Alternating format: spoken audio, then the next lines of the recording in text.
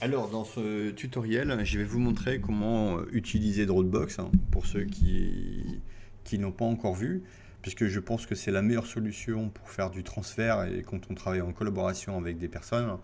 Je, je pense, à mon avis, il n'y a pas mieux. J'ai testé WeTransfer, tout ce qui pouvait exister, et j'ai pas d'action chez eux.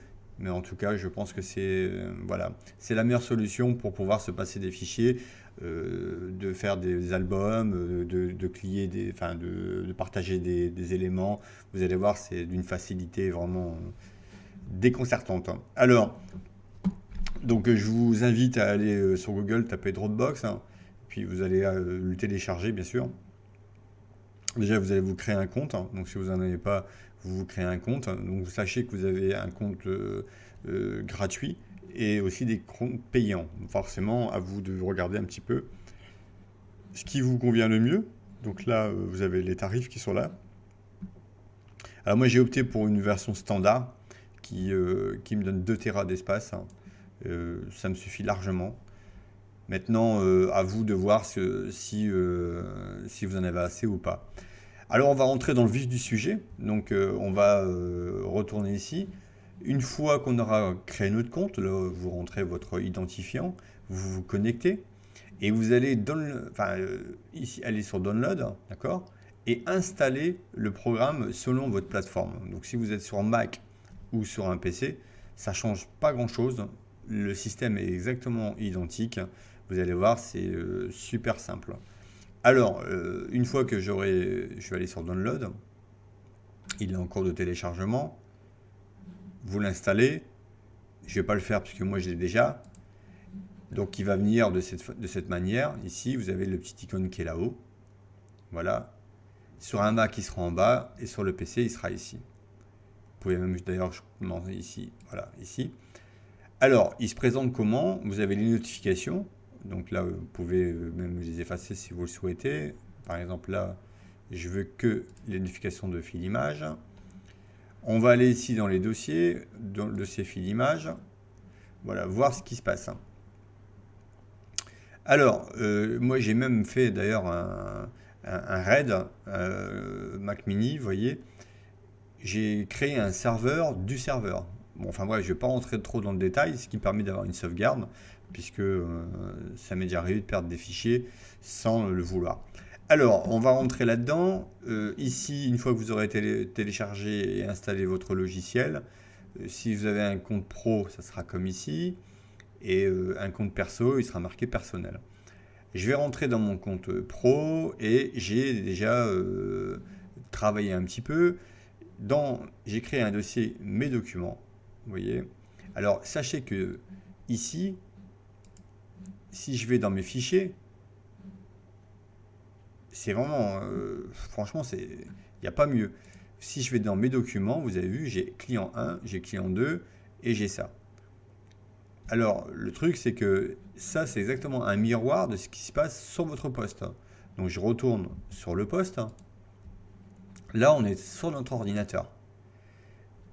On peut par exemple dire je vais faire ça, comme ça on verra bien. Voilà.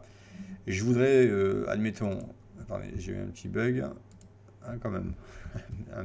D'ailleurs, un beau petit bug. Je vais recommencer dans mes documents, ici, voilà, je vais le mettre sur la droite. On est d'accord que ça, c'est exactement la même chose que ça. On va voir d'ailleurs, même que sur ici, si je vais sur mon smartphone, client 1, je vais retourner ici, voilà, dans mes fichiers, mes documents, j'ai bien la même chose sur mon smartphone. Donc ça marche sur iOS, Android et sur toutes les plateformes. C'est le gros avantage, puisque demain je sais pas, chez un client, vous devez envoyer quelque chose. Sachez que voilà, vous n'avez plus qu'à aller soit sur votre téléphone, soit sur votre ordinateur, directement sur votre disque dur, ou tout simplement d'aller sur Internet connecter ce que vous voulez. Je vais vous montrer comment ça se goupille. Imaginez que là, ce dossier client 1, vous vouliez qu'il soit partagé avec votre client. Alors il suffit de cliquer, attendez, je vais revenir en arrière, de cliquer ici, d'aller là et de le partager. Donc on peut le faire ici, on peut le faire d'un clic droit ici, je partage. Ça veut dire quoi? Ça veut dire que lui aura exactement la même chose que vous, chez lui, s'il a un compte Dropbox, bien sûr. Donc si par exemple dans le dossier, ici client 1, vous lui dites par exemple qu'il y a Clé Jobs qui peut regarder, vous allez faire un clic droit, partager ce dossier-là et vous partagez l'élément que vous voulez. Qu'est-ce qu'il peut faire? Il peut modifier, il peut juste afficher. Ça, c'est vous qui décidez. Maintenant, on va faire un truc. Je voudrais, par exemple, dans les boulots, lui envoyer cette image-là. Je vais soit partager directement comme ça, ou copier le lien Dropbox. Donc je le copie. Vous allez voir, hop, il a été copié. D'ailleurs, je vais faire ça. Si je fais un CTRL-V ici, vous voyez, j'ai un lien. Si je rentre, on voit bien l'image. Franchement, imaginez que vous avez une série d'images ici. Vous envoyez par exemple, ici, vous avez, voilà, vous faites un clic droit, vous copiez le lien, il y aura accès à toutes vos images. Alors, pour le paramétrer, il y a plusieurs possibilités. Donc, moi, je vais vous montrer une possibilité. On va aller ici dans Dropbox et on va regarder un petit peu ce qui se passe au niveau des paramètres. Donc là, vous voyez, j'ai mes deux comptes qui sont là. Là, c'est mes dossiers. Donc, le dossier file image, par exemple. Mes documents. Voilà. Je vais fermer ça. Je vais revenir ici.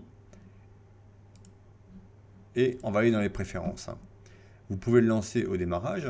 Afficher Dropbox comme emplacement de sauvegarde dans Microsoft Office. Ici, le badge Dropbox, vous pouvez toujours l'afficher ou ne jamais l'afficher. Moi, je l'affiche toujours. Les comptes, c'est mes deux comptes, personnel ou mon compte professionnel.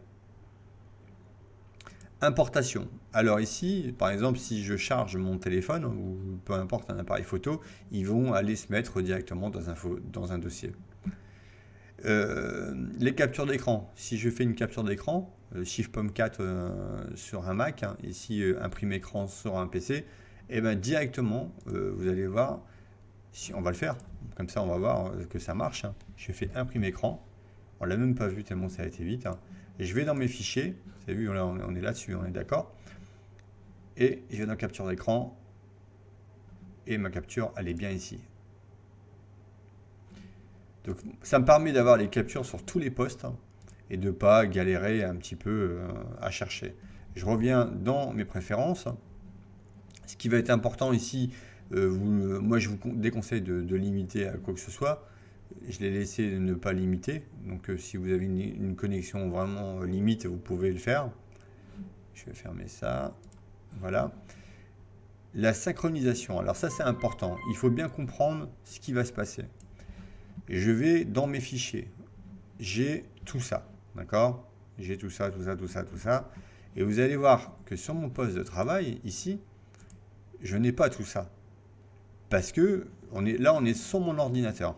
Donc mon portable, je ne veux pas tout avoir. Puisque autrement, ça me prendrait vraiment ça me prendrait une place de fou, quoi.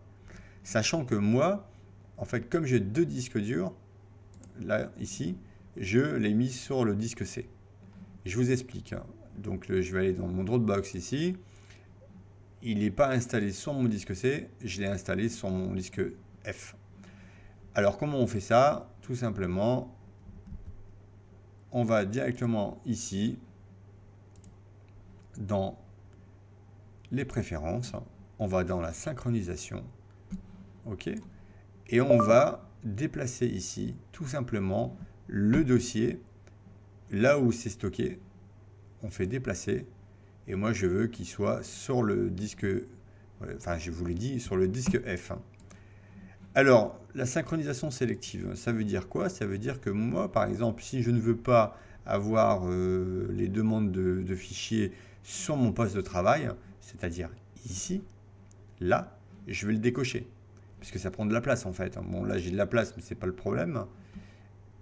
Ici, voilà, j'ai mes identifiants. Et regardez, je vais déconnecter mes identifiants ici et je vais faire OK, mettre à jour. OK. Ils vont disparaître d'ici.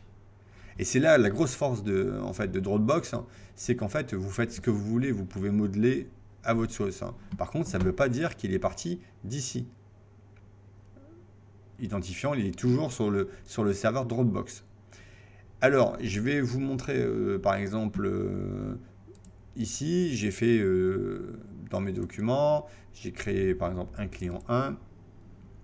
Et je voudrais par exemple demander, non je ne vais pas faire comme ça, je voudrais par exemple demander des fichiers à un client. Demande de fichiers, donc là je vais mettre en pleine fenêtre pour que, voilà, je demande des fichiers, les photos de la session, enfin de la série par exemple 2. Voilà. Où souhaitez-vous placer ces fichiers dans votre Dropbox? Là, c'est vous qui choisissez. Là, ça sera dans demande. Donc, on va vérifier. Dropbox, hein, ça va arriver dans demande de fichiers ici. D'accord? Alors, je retourne dans mes fichiers. Demander des fichiers, pardon, excusez-moi. Ajouter, vous pouvez ajouter une date. Hein, et vous faites suivant.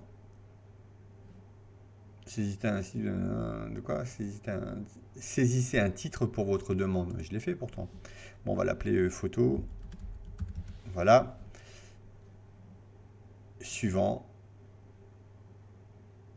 Donc là, c'est lui, il va récupérer cette adresse-là.